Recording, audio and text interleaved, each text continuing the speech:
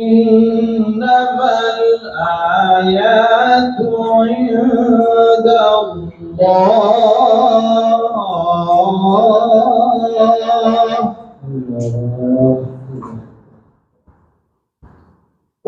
وإنما أنا نذير مبين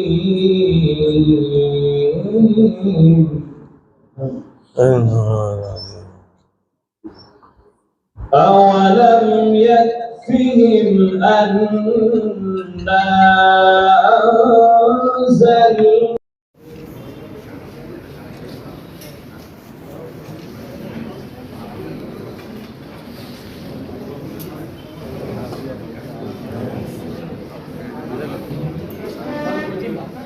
एक मिनट फारूक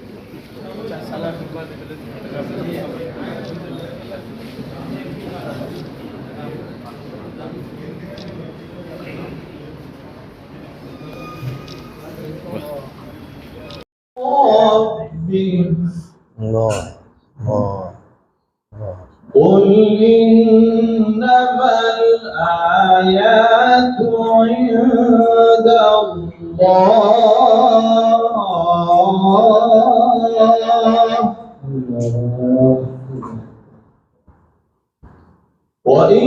وإنما أنا نذير مبين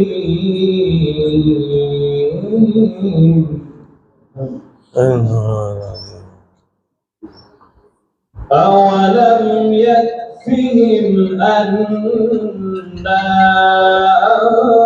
أنزلنا से मदद फराहम करने के लिए इसे आप क्या करेंगे? देखिए साहब, मैं पहले कह देता हूँ ये बात कि कोई भी मजहबी आदमी कोई जमात की तायद या मुखालिफत में यहाँ पर नहीं बैठा है। रहा सवाल बीजेपी के दाखिले की जो बात हो रही है, तो मेरा एक सवाल पलटकर आप ही लोगों से है कि जरा ये बता दीजिए कि तेलंगाना में अब तक की इस सेक्युलर हुकूमत में कितने मसाजिद शहीद हुए? आज तक के कितनी मसाजिद दोबारा तामीर हुई? अली साहब, फिर वही मामला आता है कि आप लोगों ने जैसा कि south Indian Muslim personal law board ने उस मामले क्यों नहीं उठाया? नहीं, देखिए मामला उठाने की बात नहीं है ना, मामला तो उठा, एक जानिब से नहीं 100 जगह से उठा और मन लुभावन जो बातें की गई और वो कर रहे हैं। अब मैं आपको और मजीद क्या कहूँ कि बिलखुसूस शहर हैदराबाद के मामले में हम इसलिए भी सुकूत इख्तियार करते हैं, यहाँ पर एक नुमाइंदा जमात है जो कि नुमाइंदगी करती है। लेकिन रहा सवाल जब बीजेपी, देखिए ये एक जमहूरी मुल्क है और हर सियासी जमात को हक है कि वो कहीं पर भी जाके मुकाबला करें, इलेक्शन लड़े। जिस तरीके से दूसरी जमातें दूसरी रियासतों में जाकर के इलेक्शन लड़ती है, तो वो भी आएगी, लड़ेगी, अपनी बात रखेगी। लेकिन हम मुसलमान ये चाहते हैं कि मुत्तहिद होते हुए कोई एक जमात के साथ जाए ताकि हमारे मसाइल हल हो सके। क्या आप all India Muslim personal board का जो लोग हैं, क्या उनको बर्खास्त करने की या फिर से एक बोर्ड नया बोर्ड लाने की बात देखिए, या जो उनके तरफ से इम्प्लीमेंटेशन किया गया है किसी एक शख्स को आप उसका जिम्मेदार ठहरा दें? नहीं, देखिए साहब, मुस्लिम पर्सनल लॉ बोर्ड का जहाँ तक की कारकर्दगी रही और मैं बहुत सारी बातें जानता हूँ, लेकिन उसको मंजर यहाँ पर लाना इसलिए नहीं चाहता कि इसमें मिल्लत से और इंतशार होगा। लेकिन मुस्लिम पर्सनल लॉ बोर्ड की जो कारकर्दगी पिछले 8-10 साल में रही है, वो उस पर बहुत बड़ा सवालिया निशान है। उस कारकर्दगी में सुधार लाना चाहिए और सब में पहली बात, हर बात को अदलिया पर छोड़ना, ये मैं नहीं समझता। कुछ बातें ऐसी हैं जो हमें सुलह हुदैबिया एक बहुत बड़ा हमारे सामने सरकार मदीना ने मिसाल दी है, मिसाल रखी है, तो सुलह की भी गुंजाइश हमारे पास है। तो हर काम अदलिया से नहीं, हर दो समुदाय के लोग बैठे, मिल बैठकर बात करें ताकि इस देश में गंगा जमुनी तहजीब भी बाकी रहे, नफरत की खाई भी कम हो जाए और दोनों मज़ाहिब के लोगों के मसाइल भी हल हो जाए। हमारा सिटी केरला के कालीकट डिस्ट्रिक्ट में जो वायनाड घाट के नीचे 125 एकड़ में बनाए हुए एक टाउनशिप के जैसे एजुकेशन सिटी है। नोएडा सिटी के मदर इंस्टीट्यूशन जो है जामिया मरकज़ सक़ाफ़त सुन्निया, वो हमारे इंडिया के ग्रांड मुफ्ती शेख अबू बकर साहब क़िबला उनके सरपरस्त में बनाए हुए जामिया मदरसा सकाफत सिंधिया, अल्हम्दुलिल्लाह वो गोल्डन जुबली बनने वाले हैं इंशाअल्लाह। उसके एक एक्सटेंशन है मरकज़ नोडा सिटी जामिया मरकज़ सकाफत सिंधिया के मातहत अल्हम्दुलिल्लाह पूरे इंडिया में तकरीबन 50,000 के करीब बच्चे डिफरेंट स्कीम में एजुकेशन पा रहे हैं। नोडा सिटी अल्हम्दुलिल्लाह एक ऐसी सिटी है, इसमें मेडिकल कॉलेज है, लॉ कॉलेज है, शरीयत कॉलेज है, स्कूल्स हैं और हॉस्पिटल भी है।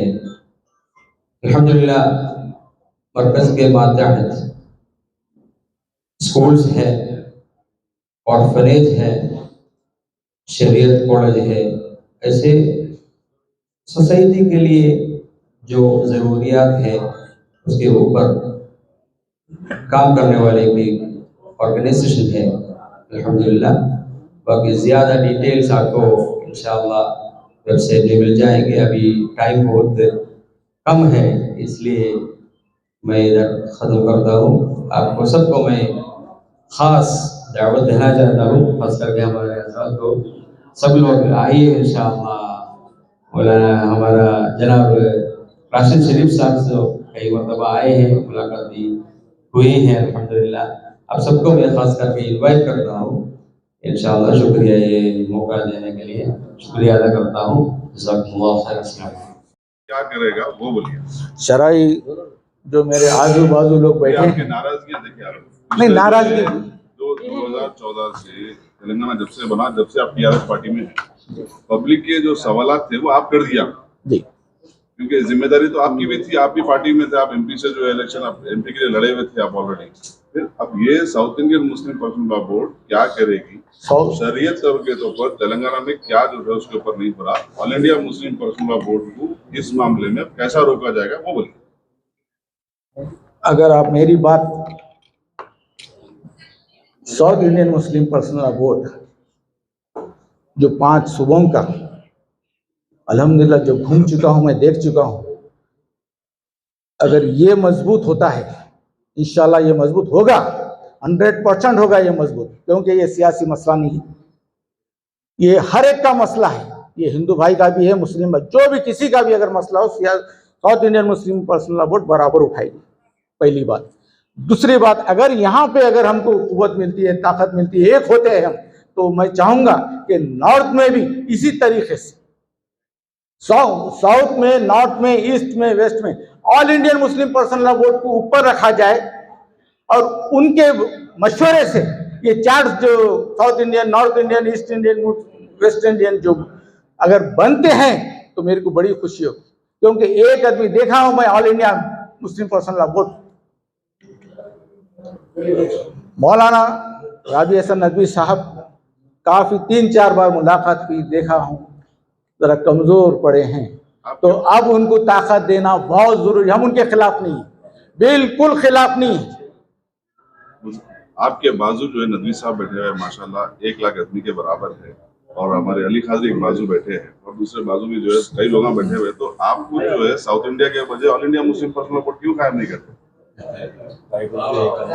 पहले है सो 5 सूबों देख लेंगे, 5 ऐसा हो जाएगा फिर मुसलमान हिंदू अपने साउथ का एक मुसलमान है, नॉर्थ का एक मुसलमान है, वो मैं बिल्कुल नहीं, साउथ इंडिया लोग कैसे समझ रहे कि साउथ का अलग मुसलमान है, उनके शरीयत अलग है, नॉर्थ का अलग है, वैसा समझ रहे हैं। भाई साहब मैं बिल्कुल नहीं चाहूंगा इतना भी इंतशार फैले, मैं बिल्कुल नहीं चाहूंगा।